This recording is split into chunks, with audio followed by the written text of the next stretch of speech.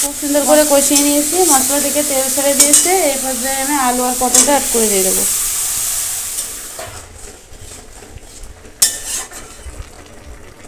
নমস্কার বন্ধুরা, সবাই কেমন আছেন? আশা করছি সবাই ভালোই আছেন। মিথিলা কিচেন অ্যান্ড ব্লগে সবাইকে স্বাগত জানিয়ে আবার নতুন একটি রেসিপি শুরু করছি। আশা করি রেসিপিটা খুবই ভালো লাগবে, সাথে থাকবেন, দেখতে থাকবেন বন্ধুরা।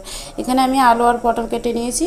আমি একটা আলু দিয়েছি কারণ মিথিলা আলু খেতে পছন্দ করে, সেজন্য একটাই আলু দিয়েছি। আর আলুর কিন্তু এখন দাম বেশি। আমি যখন বাড়ি থেকে নিয়ে আসছিলাম তখন আলুর দাম কম ছিল, 15 টাকা 10 টাকা। আর এখন আমাদের আলু শেষ হয়ে গেছে, আলুর দামও নিচে বেশি, 45 টাকা আলু কিনে আনছে।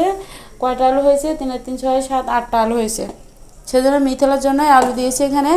আর আমি মাছটা একটু লবণ, হলুদ আর একটু লঙ্কা গুঁড়া মিশিয়ে নেব। পরিমাণ মতো লবণ, লঙ্কার গুঁড়া, হলুদের গুঁড়া খুব সুন্দর করে মিশিয়ে নেব। মাছগুলো আমি খুব সুন্দর করে ভেজে নিয়েছি, এবার আমি উঠিয়ে নেব।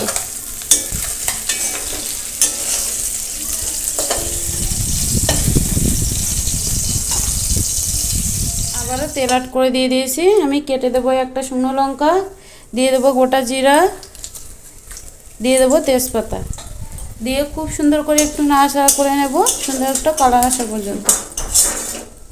এবার আমি এখানে পেঁয়াজ রসুন পেস্টটা অ্যাড করে দিয়ে দেবো। এবার আমি নাড়াচাড়া করে পেঁয়াজ রসুনটা খুব সুন্দর করে কষিয়ে নেব, যাতে পেঁয়াজ রসুনের কাঁচা গন্ধটা না থাকে। এটার সাথে দিয়ে দেবো পরিমাণ মতো লবণ, 1 চামচ হলুদের গুঁড়া, দিয়ে দেবো 1 চামচ লঙ্কার গুঁড়া, দিয়ে মশলাটা একটু কষিয়ে নেব। সামান্য একটু জল অ্যাড করে দিয়ে দেবো।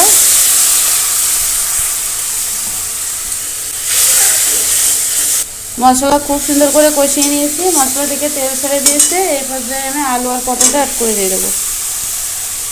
দিয়ে মশলার সাথে আলু আর পটলটা খুব সুন্দর করে নাড়াচাড়া করে মিশিয়ে নেব। 2-3 মিনিটের মতো নাড়াচাড়া করে নেব।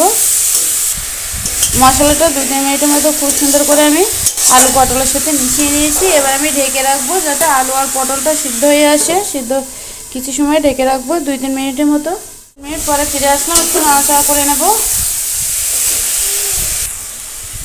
আরও 2-3 মিনিটের মতো নাড়াচাড়া করে খুব সুন্দর করে কষিয়ে নেব। যত সুন্দর কষানো যাবে তরকারির টেস্টটাও কিন্তু ততটাই বেশি আসবে।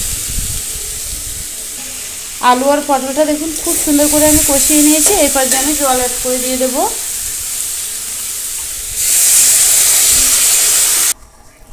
তরকারিটা আমি 4-5 মিনিট এবারে জাল করে নিয়ে নেব। তো বন্ধুরা, আমি কিন্তু 4-5 মিনিটের মতো পটল আর আলুটা জাল করে নিয়েছি। আর আমার পটলটাও কিন্তু সিদ্ধ হয়ে যাচ্ছে, কারণ কষাইটা আমি খুব সুন্দর করে করছিলাম। সেখানে কিন্তু পটলটা 80% সিদ্ধ হয়ে গিয়েছিলো। এই পর্যায়ে আমি মাছগুলো অ্যাড করে দিয়ে দেবো।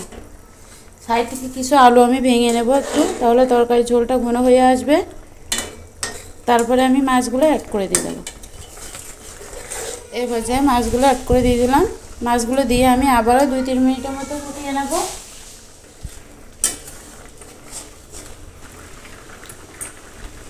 মাছগুলো দিয়ে আমি 2-3 মিনিটের মতো ফুটিয়ে নিয়েছি। এবার আমি ভেজে রাখা জিরা গুঁড়া আর ধনে গুঁড়াটা দিয়ে দেবো। 1 চামচ ভেজে রাখা জিরা গুঁড়া, দিয়ে দেবো 1 চামচ ভেজে রাখা ধনিয়া গুঁড়া। এবার একটু নাড়াচাড়া করে নেবো, 2 মিনিটের মতো ফোটাবো।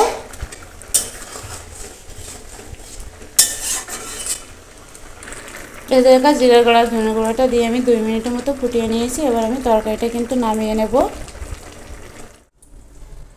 ফাইনালি তরকারিটা নামিয়ে নিয়ে নিলাম। দেখুন কত সুন্দর দেখতে হয়েছে। রেসিপিটা ভালো লাগলে চ্যানেলটিকে সাবস্ক্রাইব করে রাখবেন। আর যারা ফেসবুক পেজ থেকে দেখছেন, পেজটিতে ফলো দিয়ে রাখবেন, যাতে নতুন নতুন ভিডিওগুলো আপনাদের কাছে পৌঁছে যায়। আর যারা অলরেডি চ্যানেলটিকে সাবস্ক্রাইব করে দিয়েছেন, তাদেরকে অসংখ্য ধন্যবাদ। তো বন্ধুরা, আজ পর্যন্ত, ফিরে আসবো অন্য কোনো রেসিপি নিয়ে।